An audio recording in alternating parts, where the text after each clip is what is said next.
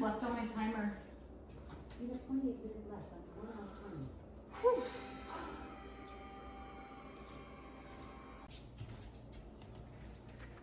I'm guessing this is about 12 cups of peeled, thinly sliced apples. You can see how thin those are. That's not even my thinnest. Some of them are really thin, but you want them thinly sliced, I promise. So the recipe calls for a half stick of butter, and we're gonna melt this and then just keep it heating until it's foamy. So I'm gonna turn this on. I cleaned my stovetop today. I usually clean it a couple times a week, but like I made pesto the other night and spilled and didn't clean it up, and so I just really needed to clean it. But it's so pretty. And then now I'll probably mess it up. Okay, so I'll give a little explanation about this apple pie. So this is Joanna Gaines' Dulce Leche apple pie. I don't do the dulce leche part just because not everybody likes that. I just make the actual apple pie part. So what we're going to do is melt our butter until it's foaming, and then we're gonna stir in half a cup of packed brown sugar, 1/4 cup of granulated sugar. We'll put in a teaspoon of cinnamon and then a half teaspoon of nutmeg. The recipe is a little bit different. She calls for a 1/4 teaspoon of allspice and a 1/4 teaspoon of nutmeg. I just use nutmeg instead of allspice because I never have allspice because this is the only thing I would ever use it for. And it's just not worth buying for me. And then we will, once we get that all mixed up, then we'll add our apples in, and we'll cover and cook the apples until they soften and the liquid comes to a boil.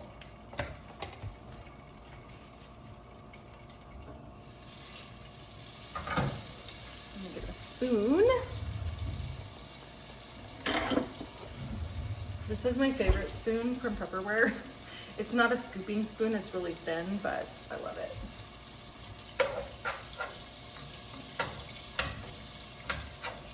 You know you're in your 40s when you get excited about a Tupperware spoon.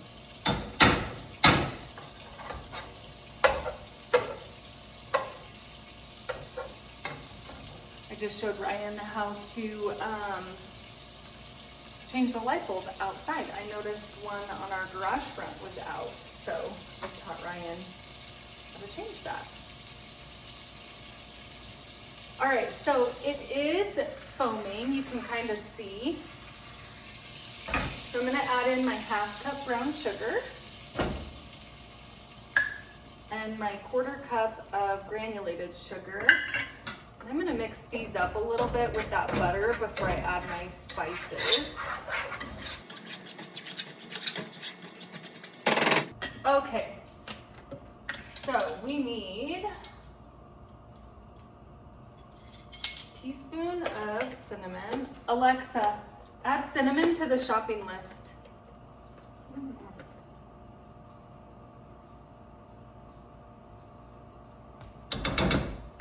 And then a half teaspoon of nutmeg. Of course that one doesn't fit. All right, half.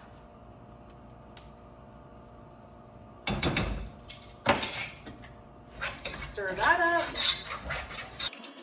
This is when it starts smelling good. So this is what it'll look like. It's kind of hard to see with my lighting, but it's kind of like crumbly in there. So put that there, and then I am going to dump my apples in.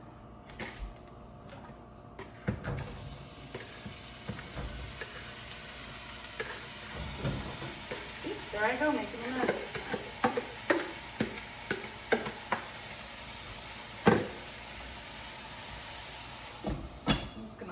Go for a second while I try and get these apples out from under here.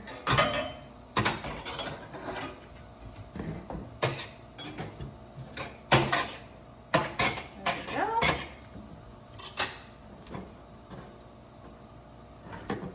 Now that I cleaned up my mess halfway, I am going to just stir up my apples. My last set of pots and pans, I had like a bigger one and I don't have that. What should be happening here is the juice from my apples are going to, you know, come out into my sauce, and I should have more of a liquid. I already kind of see it. Oh yeah.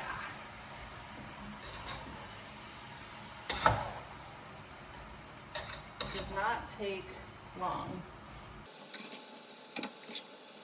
So you can kind of see like they're getting a little coated in there. So I'm going to reduce my heat to medium and cover this, clean up more of my mess. I'll let this go for a little bit and I'll be back. All right, so we've got our apples in here. They've been going for a while. You can see the liquid on top I showed you. And so now we're gonna stir in a 1/4 cup of flour. And then we will remove from heat and cool to room temperature.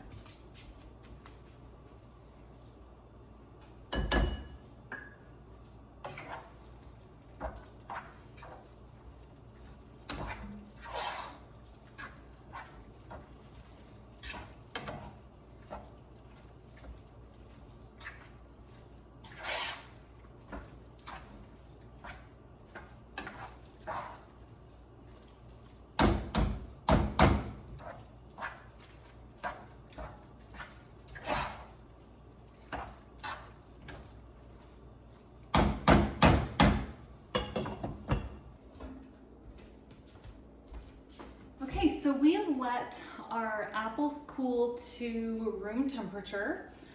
When I let them cool, I take the lid off and just let them cool that way. I took my pie crust out of the fridge because once I put this in the pie dish, I put it back in the fridge for another hour. And then what I'll do is I'll just spoon these apples into the middle, and then I'll put my top crust on. I guess maybe they're not quite room temperature. I still see a little bit of steam coming off. That's all right. You can tell when you scoop these into the center that the sauce, you know, has thickened from that flour, so. All right.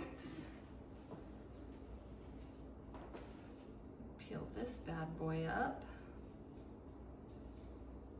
I already cut around it and everything, so we'll lay it down and then crimp the edges.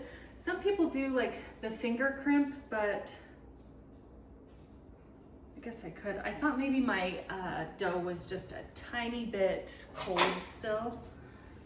So we can use a fork and just crimp those edges.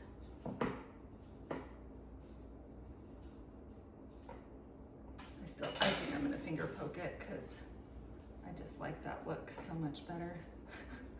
I tried, I can't do it.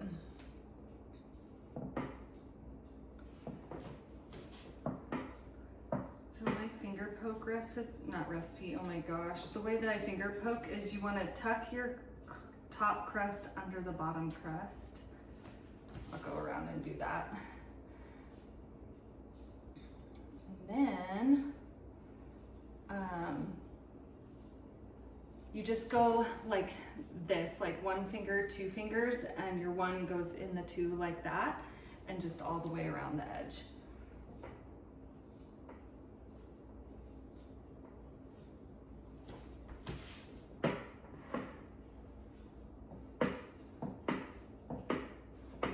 Part of my edges are still like crimped looking over there.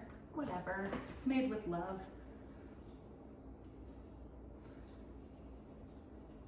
My brother will point it out to me only to tease me, no other reason. All right, I've got all my edges crimped. Get my knife out and ready. I'm gonna brush the top of this with a little bit of milk. The recipe calls for a tablespoon of milk. I just dumped some in here. Got way more than a tablespoon, but that's all right. So just brush that on the top. And then we're gonna sprinkle with some raw sugar. If you don't have raw sugar, use regular sugar. It does not matter.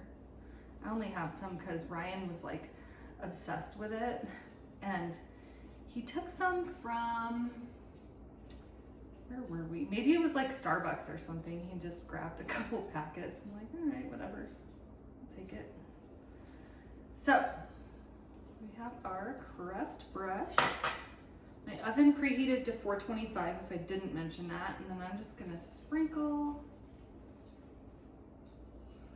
some of my raw sugar on there.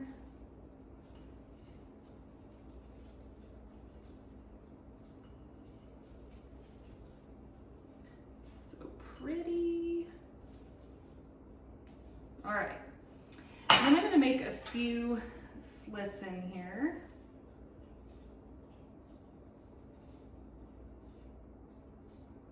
Sometimes I do the lattice across the top. Maybe I'll do that tomorrow. I just decided not to on this one. You really can just make it your own, so. All right. That's what it looks like. So I am going to put this in the oven for 25 minutes, and then we're gonna reduce the temperature of the oven. So 25 minutes at 425.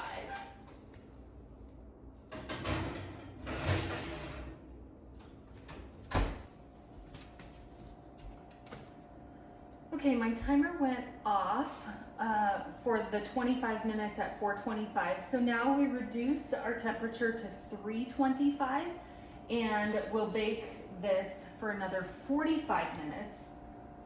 But I wanted to pull it out and just show you how pretty it is so far.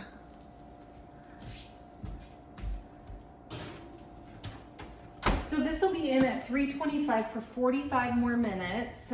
What I'm gonna do though is I'm gonna set a timer for probably 20 minutes, and I'm just gonna peek on it because I wanna make sure that my edges aren't getting too dark, because if they do start to get too dark, then I will cover my pie with foil. Okay, my timer went off and it is time to pull out the pie. At one point I checked on it at the 20-minute mark and it was doing fine, but it was starting to bubble over, so I had to throw a cookie sheet in there. So that's what a little bit of smoke is.